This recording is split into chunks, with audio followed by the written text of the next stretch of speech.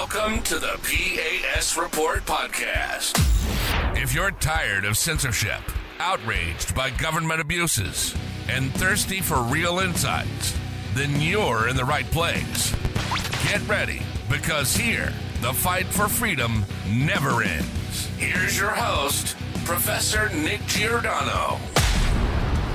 Welcome, everyone, to the P.A.S. Report podcast. This is your host, Nick Giordano. Make sure you follow and subscribe to the podcast so you never miss an episode. Also, visit the P.A.S. Report website, pasreport.com, and share this episode with your family and friends, because I got a great guest coming on. I mean, obviously, over the years, we've seen the out-of-control, reckless spending by the federal government, the state governments, the local governments.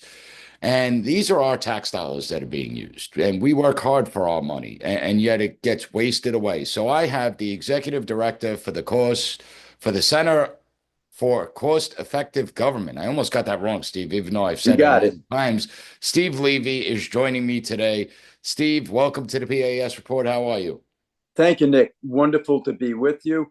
It's nice to be on your podcast as opposed to being on the podcast we share together at the First America Warehouse. So great to finally be on yours. Absolutely. And I just want you to tell the audience, how long ago did you stand up the Center for Cost-Effective Government?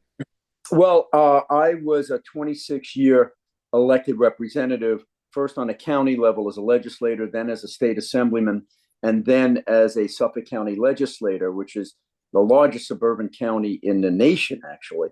And I left office after my second term in 2012, and that's when I formulated this think tank to take all that accumulation of mush in my head and put it out in the form of education for the public and being an advocate for taxpayers. Because one thing you see, Nick, when you're in government, regardless of what level you're on, the people who come before you every day at the town boards, school boards, county boards, they want more money, and there's very few advocates that come to the government and say, stop spending money. We don't want anything, just stop taxing us and regulating us. So that's what we do. Yeah, and the amazing thing is, when you were an elected official, you were actually a Democrat, but you were fiscally responsible. I mean, people would mistake you for a conservative today, especially. But when it came to the tax dollars, it's one of those things where you felt you had an obligation to the people you're serving. You understood what the meaning of public service was all about. And you're right. We always see we need more money. We need more money. Now, you just brought up the education system.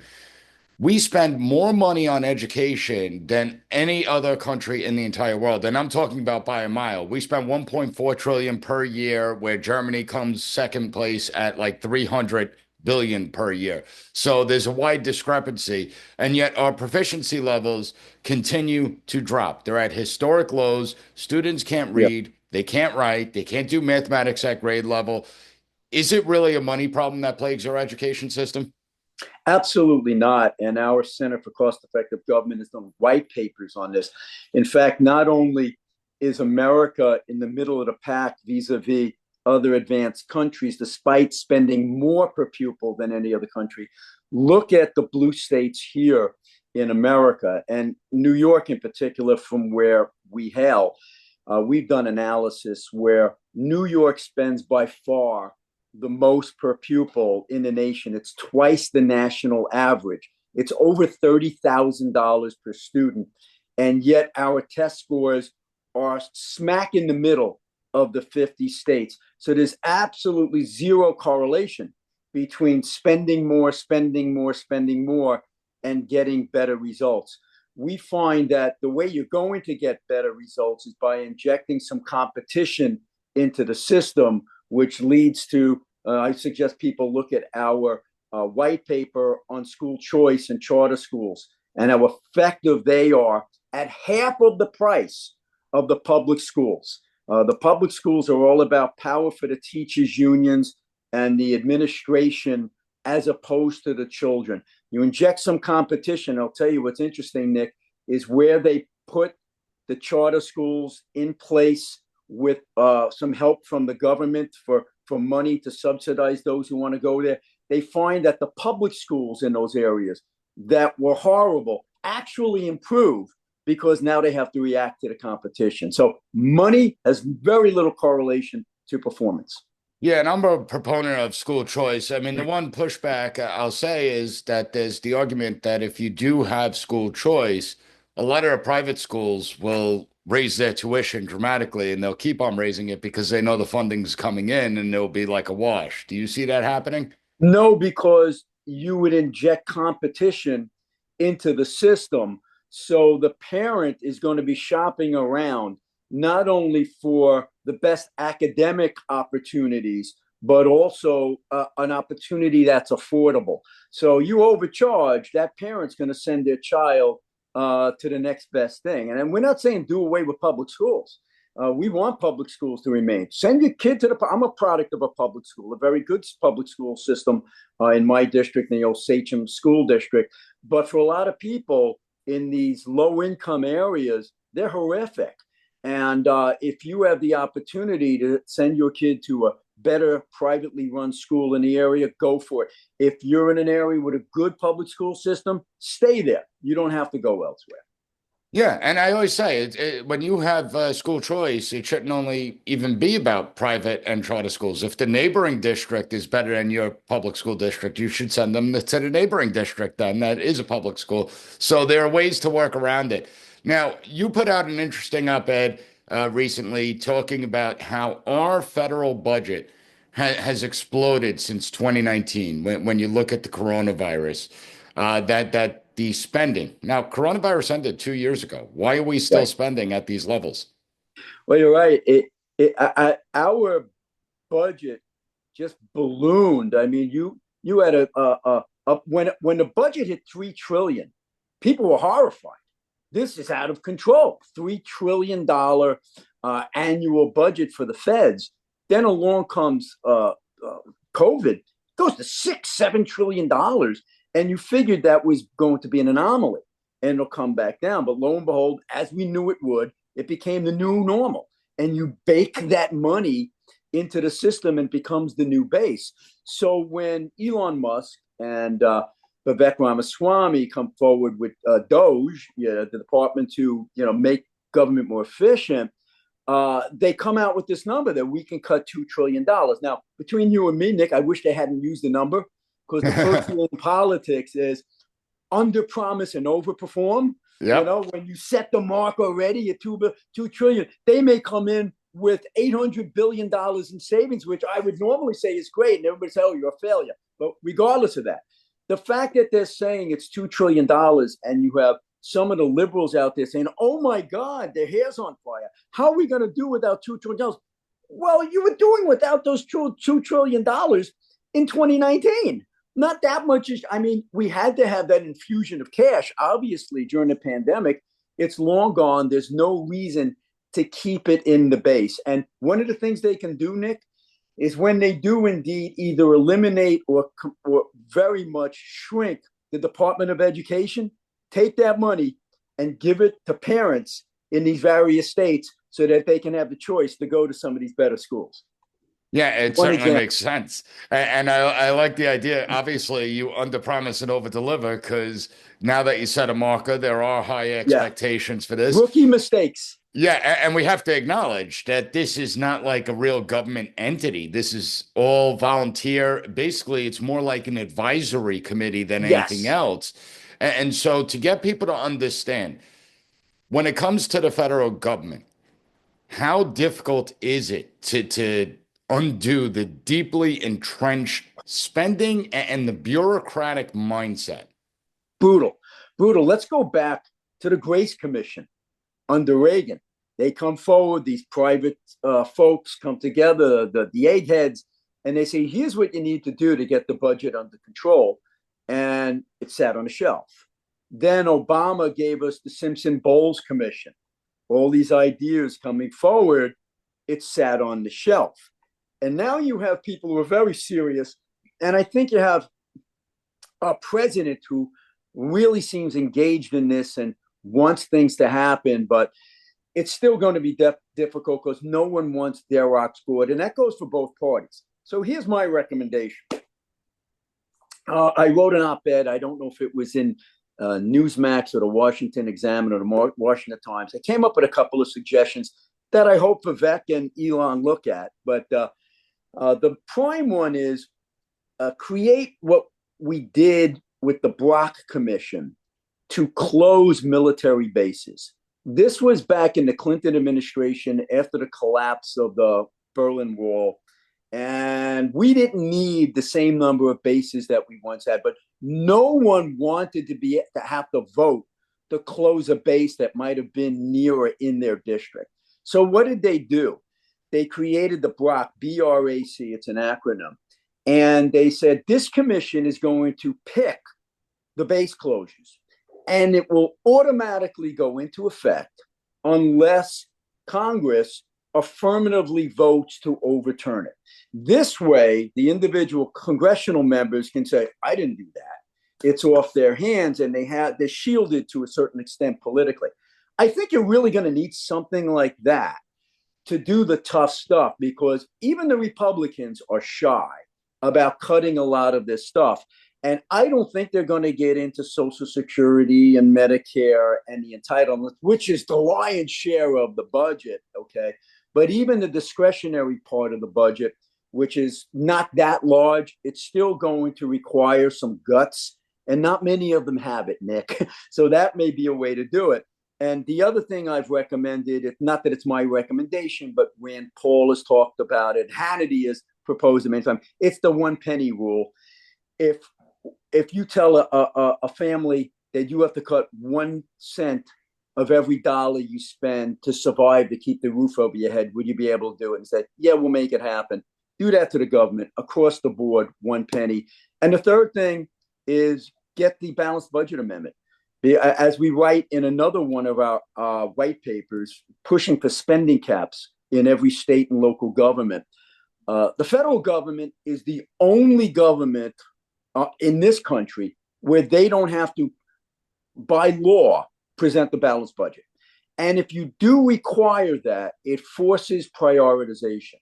And here in Long Island, when they put in place a cap on property taxes for our schools and local governments, the increases were 6% a year in our property taxes before the cap, and they were about 2% a year thereafter. So it's not a panacea, but it helps a lot. Well, when we look at it, I mean, listen, there's a few problems. One of the problems is the American people themselves. I mean, if you go out and poll the American people themselves, you'll have 80% of them saying that the government spends too much money, it's gotten too big, it's too out of control. But then when you start cutting programs, they're like, oh, no, not my program. You can't cut that because I use that program. You can't cut that. So part of the problem is the American people. Another part of the problem is the fear that some are going to put into the American people, that the sky will fall if the federal government stops spending all this money, that our economy will collapse. How do you overcome that? Well, I've already given advice to Vivek and Elon Musk. So here's my advice to President Trump. Something's going to happen with Social Security and Medicare, but don't do it alone. Don't do it Republican only, because not only will it fail, but you're going to get your head handed to you with the ads. The third rail of politics. Throwing grandma off the cliff. So that they come forward and say, look, we're in a dilemma here because in about 5 years, when that fund dries up, you're going to have an automatic 20% cut in your Social Security check because they're not going to have enough money. So we recognize that you have to do something. But I'm not doing it alone. We're going to create a commission, and it's got to be evenly stacked between Democrats and Republicans. And a majority of the Democrats have to vote for the final change, and a majority of the Republicans have to vote for the final change, or don't do it. Because if you try to do it on your own, you're going to fail and you're going to get slaughtered politically. That's the only way to really make it happen, where everyone says they have skin in the game and they can have cover to say, well, we didn't just vote for that. The other side did, and we did it for the good of America. You know, and it gets so frustrating because I look at it like it shouldn't be this complicated, considering the fact, you know, my generation's going to live longer than my grandparents' generation. Yeah. Yet I'm going to be able to collect Social Security pretty much at the same age that my grandmother did. And the same goes for my kids' generation. And it's like, it doesn't take much, you know, rocket science to figure out hey, as life expectancy increases, as generations live longer, well, maybe they got to work a little bit longer. But if you say that, you're Hmm. crucified politically. Or maybe we need Yeah, to means test Social Security. Maybe which we already do, but it'll make yeah, it but more I'm talking about, take the to a caps greater extent. off what people are paying per paycheck. As far as I think, what is it, $160,000 now? You make over 160,000, they stop the taxes. And if someone is extraordinarily wealthy coming out, maybe they don't get it. I mean, will they make that sacrifice to wealthy? I'm sure they would. But we have to look at it and be realistic that the current path we're on is unsustainable. It, And we it either is. start making the incremental changes now, 15, 20% here and there. Otherwise, we're going to have to gut entire programs of in the next 15 years. It's not that far away. It's early. It's shorter than 15 years. And in fact, the key word you used there, Nick, was incremental. Had we started the phase in a decade ago, it would be so much easier. And if you start it now, as opposed to waiting 5 years when it's about to collapse, it'll be easier than it will be later. So the earlier you can phase it in and start accumulating those savings on a year-to-year basis, it helps you mitigate the crisis you would otherwise experience. But just to give you an idea of how scary this is, when Social Security was first created in the Franklin Roosevelt administration, you had 16 workers to every one retiree.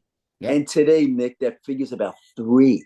And moreover, one of the sad things we have in our welfare state society today, which we're quite critical of at our center, you have 7 million prime age men, healthy, not working anymore, not unemployed. We're talking about they stopped looking. They're off the unemployment charts. So he's, unemployment is 4%. Well, it's not, because those people just are sitting home collecting a check.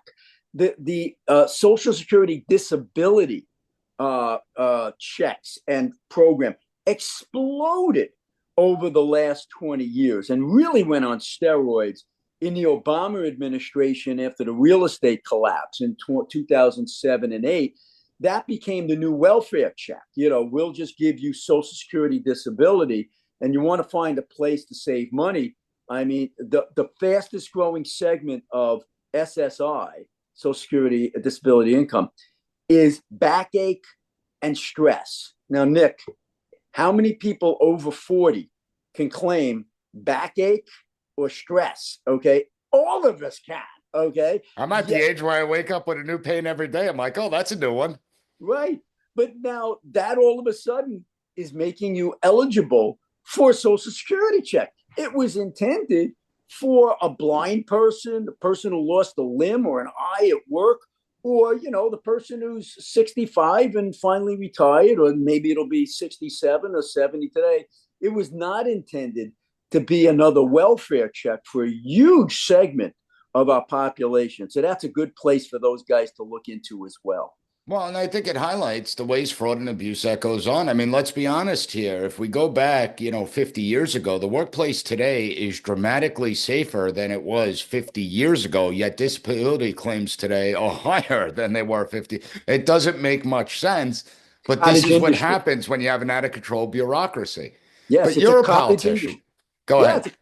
it's a cottage industry. So you have lawyers making the money, and you have government officials, and there's a lot of liberals out there who want, their goal is to place as many people on the dole as possible, because then they control them. You look back in the Obama era, the pamphlet, The Life of Julia, where it shows how a single woman from birth to death can get by with the help of the government, one program after another. They don't need a man. They don't have to get married. They need the government. Not that they would ever need a man anyway, but statistics show that when you do get married and you have a partner, life is going to be easier for you. Okay.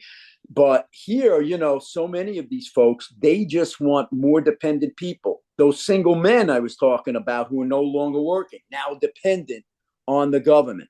Single women who they want dependent on the government. People on Social Security disability dependent on the government, because then they can turn around election time hey, I'm giving you this check every month. I'll sweeten it up and give you a little more. Just vote for me and we'll keep you there. And what happens to these class of people is they're trapped.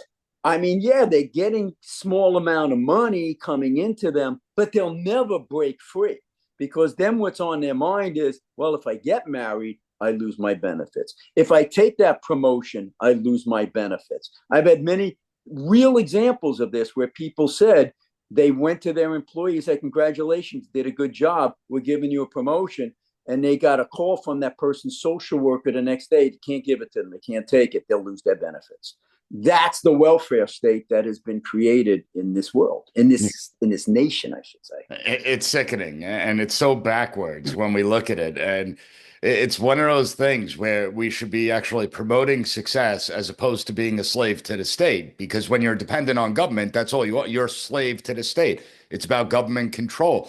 But you and I both know the politician that goes out there and says that, hey, I'm going to make incremental cuts. We're going to cut everything across the board 15 to 20%. We're all going to feel some pain in this, but in the long term, we're going to be okay. We'll be stronger as a nation and we'll be more fiscally solvent.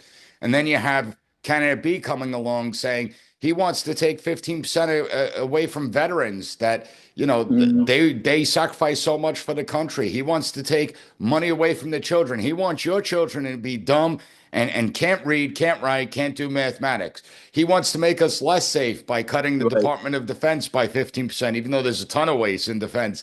But he wants to make us less safe at a time where China is rising. And unfortunately, people gravitate towards candidate B, right? Yeah. I want to give you more. I want to spend more money. They don't say spend more money. I want to invest, right? Investment's the key word. I want to invest in your children. I want to invest in the Department of Defense. I want to invest in our infrastructure. And I want to cut your taxes on top of it. And, you know, we'll just keep printing money out.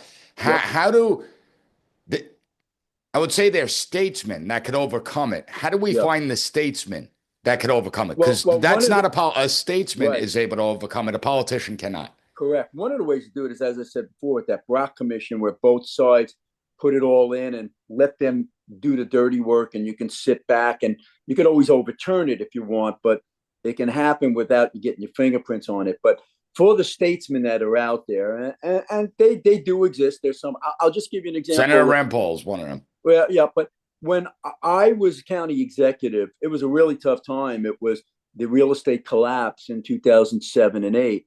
And we went from getting 10% increases in our sales tax every year to a 10% decline. It was brutal. It was $100 million that we lost. So we had to survive. So I said, here's the word. I put the word out to all of my department heads. You're going to have to find me 10% savings in your department. We're just going to do it. And they would say, can't do it. Well, here's the choice. Either you do it or I'm going to do it. No, I'll find it. So they did, and we survived. And then the next year said, you got to do it again. And we can't. Well, you do it or I'll do it. Okay, I'll do it. And they did. And then we did a third year. In my 8 years, by the 8th year, our total spending increased a grand total of 1%. Not average, a total of 1% from the first. And that's unheard of in government. Well, we did it because we had to do it. But the key is, for whether it's President Trump or anyone else who's going to go down that road, got to do it early in your administration, as Reagan did, to give it a chance to kick in. Because you're right, Nick, people are going to be ticked off because the loyal opposition is going to say how you're throwing grandma off the cliff and how you're cutting veterans, et cetera, et cetera. But if you have that lead time so that you have 2 years to let it germinate, and marinate.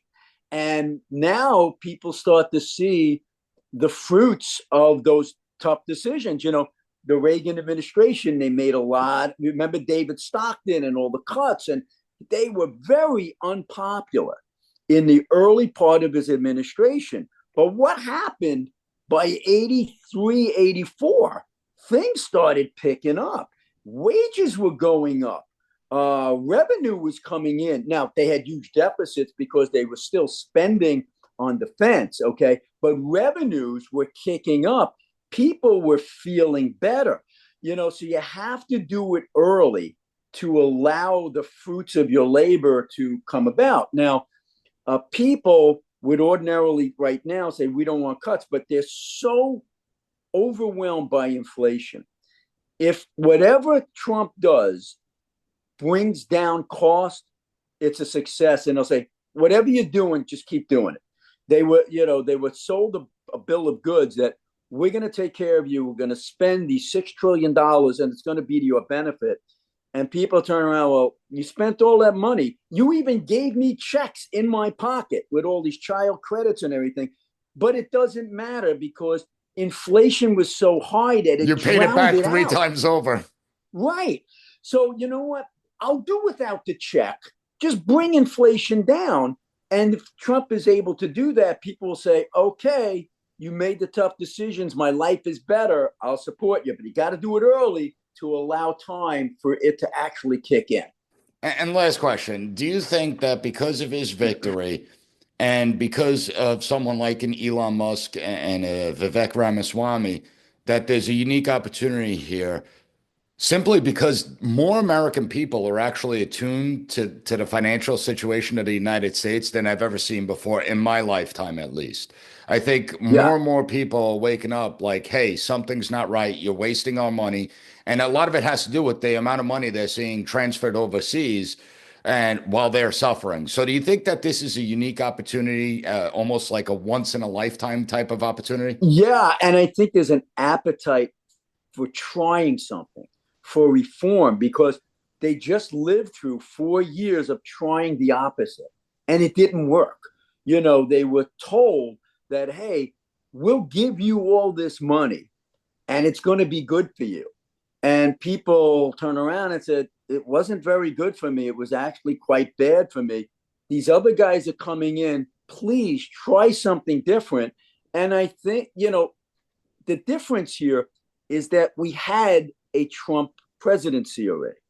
And every time that the loyal opposition will say, Trump just wanted to give tax breaks to billionaires and he wants to hurt the middle and working class people are saying, well, you're telling me that, but I lived this. I experienced it.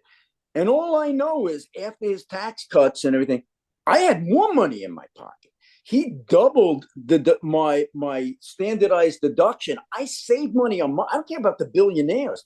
I saved money on my taxes. My company was doing better. I was making more money. Interest rates were 2%. Inflation was under 2%. I had more money in my pocket. So I'm ready to do that again, where if he was just coming in blind for the first time, people would be far more nervous. But I think he's got a golden opportunity here because people liked what they had from 2017 up until the pandemic.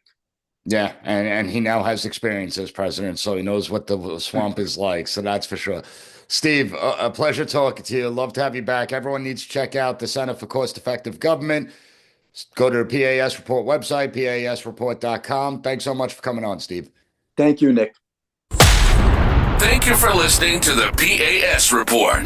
Don't forget to rate, share, and hit that subscribe button. That way you'll never miss an episode. For more exclusive content and updates, visit us at PASreport.com and follow Professor Giordano on all social media platforms at P.A.S. Report.